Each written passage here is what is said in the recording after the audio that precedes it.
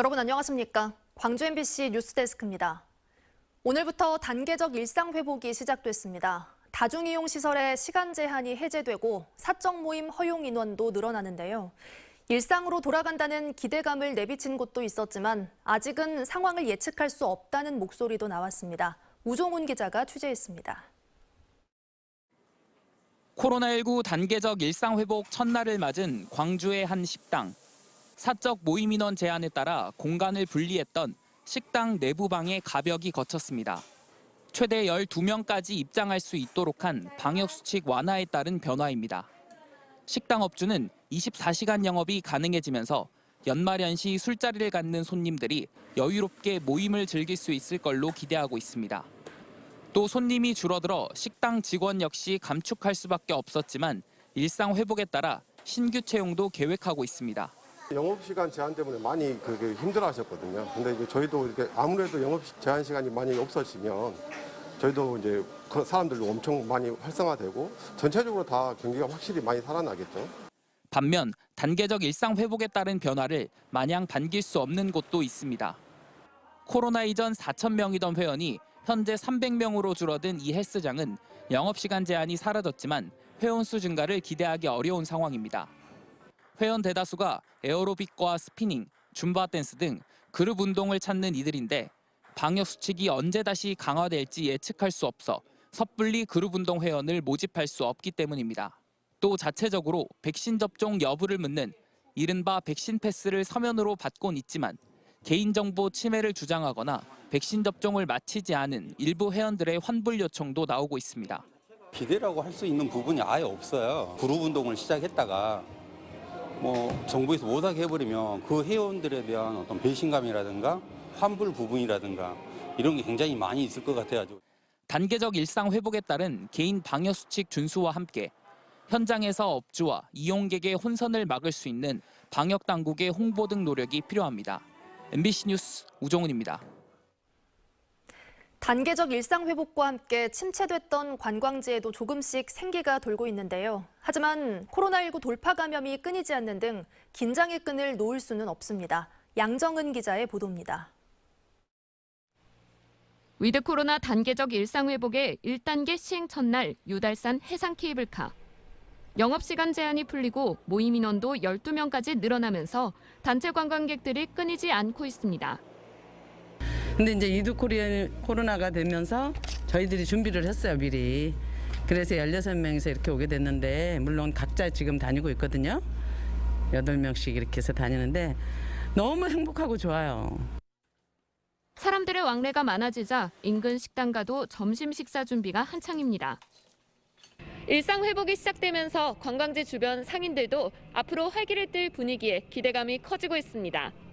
아무래도 며칠이 좀 모르지 않을까요? 그러면 좋죠. 우리들은 서민들은 식당 가시는 분들 소상인들의 어려움이 조금 나아지지 않을까, 완화되지 않을까 그런 생각하고 있어요. 전남 관광지 순환버스인 남도 한 바퀴도 11월 8일부터 재개됩니다. 광주 전남 인기 관광지와 핫플레이스에서 할인 혜택을 누릴 수 있는 남도 패스 활성화를 위해 다양한 홍보 이벤트도 준비되고 있습니다. 저희들은 이제 백신 패스 제도를 좀 적극 도입을 해야 된다. 또 여행은 적극적으로 이제 권장을 해서 안심 여행하면서 우리 소상공인이나 자영업자 이런 분들 살릴 수 있도록. 그동안 꽉 막혔던 해외 관광 시장의 경우 트래블버블 국가를 대상으로 관광상품 홍보 마케팅을 추진해 외래객 유치에 나섭니다. 이처럼 관광 활성화 기대감은 높고 있지만 우려도 적지 않습니다. 최근 전남 고흥 등을 중심으로 돌파 감염이 급증하고 있기 때문입니다. 나머지 50대 이상도 6개월이 넘어가게 되면은 바로 접종을 할 거거든요. 그래서 11월, 12월 달에 아마 본격적으로 추가 접종이 이루어질 걸로 보이고 있습니다. 방역당국은 광주 전남 안심여행을 위해 주요 관광지의 발열검사 장치와 코로나19 임시 선별진료소 등을 설치하기로 했습니다. MBC 뉴스 양정은입니다.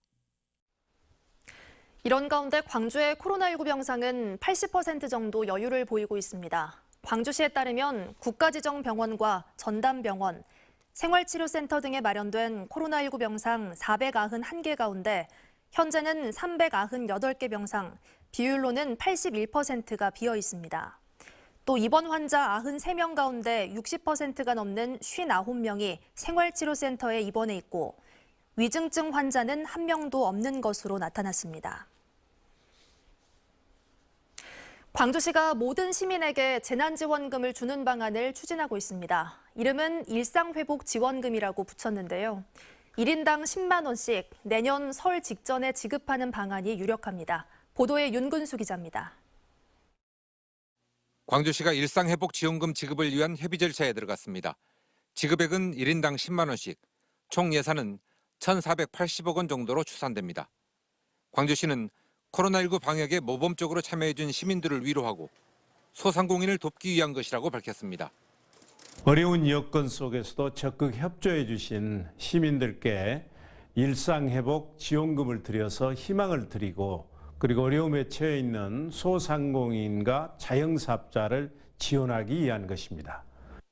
소상공인과 자영업자를 돕는다는 취지를 살리기 위해서 지원금은 지역화폐 형태로 지급될 예정입니다. 필요한 예산은 올해 지방세 추가 징수분 200억 원과 재난관리기금을 활용하고 750억 원은 지방채를 발행해서 충당하기로 했습니다. 또 예산의 90%는 광주시가, 나머지 10%는 자치구가 분담하는 방안을 협의 중입니다. 광주시는 이 같은 계획을 광주시의회 의원들에게 알리고 예산 처리에 협조를 당부했습니다.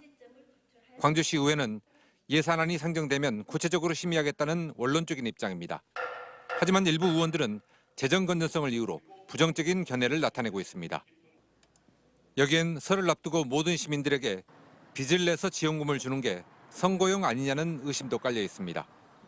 광주시의 의지는 확실하지만 의회의 입장이 갈리는 상황에서 결국은 시민들의 여론이 지급 여부를 판가름할 것으로 보입니다.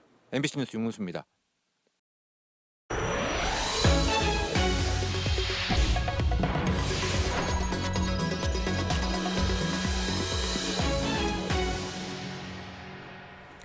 국민의힘 윤석열 후보의 광주 방문을 비판하는 목소리가 잇따르는 가운데 윤 후보의 방문 시기는 불투명한 상황입니다.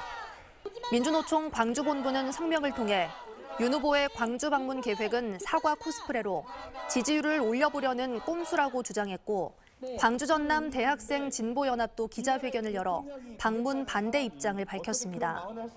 윤 후보 측은 당초 내일 광주를 방문해 전두환 옹호 발언과 개사과 논란 등에 대해 사과할 예정이었지만 캠프 안에서는 11월 5일 대선 후보 확정 이후로 연기하자는 의견이 나오고 있습니다.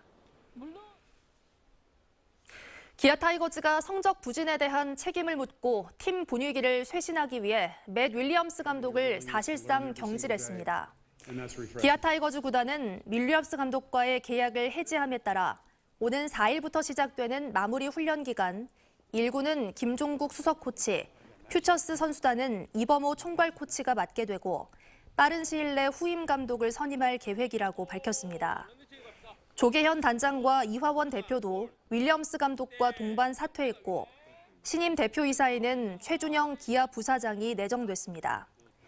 윌리엄스 감독이 이끈 기아는 지난해 6위에 이어 올해는 시즌 60승도 올리지 못하고 9위에 머물렀습니다. 길거리에서 친모가 6살 아이를 마구 폭행하는 장면이 CCTV 영상에 고스란히 잡혔습니다.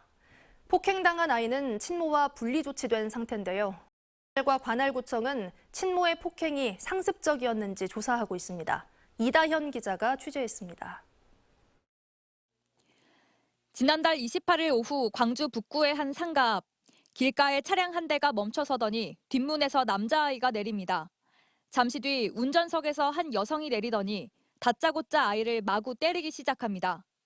무차별적인 폭행은 1분가량 이어졌는데 주변을 지나던 시민들이 하나둘씩 다가와 여성을 말리기 시작한 뒤에야 멈췄습니다. 어머니께서 아이를 길바닥에서 아이를 때리고 있어가지고 또 이제 계속 소리를 지르시길래 저희가 찾아와서 또 일단 말리는 상황이 있었습니다. 이 여성은 그 뒤에도 분이 안 풀린 듯 사람들에게 따지기도 하고 한참을 주저앉아 있다가 아이를 다시 차에 태우고 자리를 떠났습니다. 아이를 폭행한 사람은 친모 씨. 피해자는 어린이집에 다니는 6살 아들이었습니다. 아이는 당일 저녁에 다른 지역 친척집으로 분리 조치됐습니다. 아이의 연령이라든지 아이의 성향 등을 감안해가지고 지금 친인척 댁으로 지금 분리 조치를 하였습니다. 경찰 조사에서 여성은 아이가 말을 듣지 않아 폭행했다고 진술한 것으로 알려졌습니다. 경찰은 관할구청과 함께 여성이 자녀를 상습적으로 폭행하거나 학대한 정황이 있는지 살펴보고 있습니다. 또 가해자인 친모와 주변인 조사를 통해 아이를 집으로 보낼지 아동보호시설로 보낼지를 결정할 계획입니다. MBC 뉴스 이다현입니다. 광주시가 도시철도 2호선 사업비를 1조 원 가까이 늘려달라고 정부에 요청했습니다. 광주시는 도시철도 2호선 2단계 일부 구간이 지상에서 지하로 설계 변경되고 물가와 자재비, 인건비 등이 상승했다며 2조 2,114억 원이었던 사업비를 9,300억 원 증액해 3조 1,414억 원으로 늘려달라고 요청했습니다. 하지만 정부는 사업비가 15% 이상 증액되면 예비타당성 조사를 받아야 한다는 입장이어서 원만하게 협의가 이루어지지 않을 경우 사업기간 연장 등 차질이 불가피한 상황입니다. 5.18 단체가 과거 국방부가 발간한 육군사에 5.18 광주 민주화 운동을 한 시민이 여전히 폭도로 규정된 내용을 두고 즉각적인 수정을 요구했습니다. 5.18 기념재단과 5월 세 단체는 성명을 내고 국방부가 1983년 발간한 육군사에 5.18 참여 시민을 폭도로 규정하며 역사를 왜곡 조작하고 있다며 이를 수정하고 5.18 관련 기록물을 전수조사할 것을 요구했습니다. 이에 앞서 민주당 서른 국회의원은 육군사에서 5.18은 여전히 광주 사태로 참여 시민은 폭도로 표현돼 있다고 지적했습니다. 국민의힘 소속의 일부 청년 당원들이 광주시의회에서 기자회견을 열고 줄 세우기식의 경선 투표 종용을 중단하라고 촉구했습니다. 이들은 특정 후보 캠프가 당협위원장을 동원하는 구태의연한 방식으로 공정한 경선을 방해하고 있다고 주장하며 사실상 윤석열 후보 캠프를 겨냥했습니다. 금속노조 광주 전남지부가 주식회사 호원 측의 부당 노동행위 혐의가 기소된 것을 두고 재판부에 엄벌을 요구했습니다. 전국 금속노조 광주 전남지부는 기자회견을 열고 지난해 1월 노조 설립 과정에서 부당하게 개입하는 등의 혐의로 재판에 넘겨진 주식회사 호원의 신모 사장 등에 대한 신속한 재판과 엄벌을 촉구했습니다. 또 노조는 고소를 통해 별도로 수사 중이던 사측의 노조 탈퇴 강요 혐의 등 3건의 사건을 검찰이 무혐의 처리한 것을 두고 납득할 수 없는 결과라고 주장했습니다.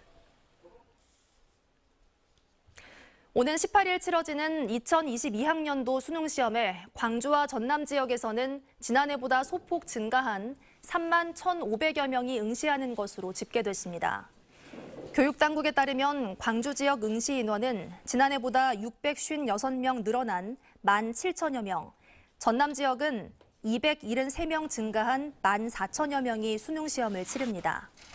시험장은 광주와 전남 지역에 84개가 준비됐고 코로나19 자가격리자와 확진자를 위한 별도 시험장과 병원 시험장도 마련됐습니다. 또 시험 당일 유증상자는 일반 시험장에 격리돼 시험을 치를 수 있습니다. 광주 학동 붕괴 참사 관련 재판에서 일부 피고인 측이 사고 원인을 분석한 기관 감정 결과에 의문을 제기해 반대 신문이 진행됩니다. 광주지법 형사 11부는 오늘 열린 재판에서 국과수 등 3개 기관의 사고 감정 결과에 대해 현대산업개발 현장 소장 등 일부 피고인이 낸 이의 제기를 받아들여 다음 달 6일 해당 기관 관계자를 증인으로 불러 반대 신문을 하기로 했습니다. 학동 붕괴 참사 관련 현장 관계자 등 업무상 과실치사상 등의 혐의로 기소된 7명의 재판은 병합돼 진행되고 있습니다. 광주 글로벌모터스가 박광태 대표이사 체제로 당분간 유지됩니다. 이용섭 광주시장은 현 경영체제를 유지하자는 최근 노사민정협의회 회의 결과를 박 대표에게 전달했고 박 대표가 이를 수용했다고 전했습니다. 다만 임기를 1년만 연장할지 아니면 임기 2년으로 연임하게 될지는 오는 3일 주주총회에서 결정될 예정입니다.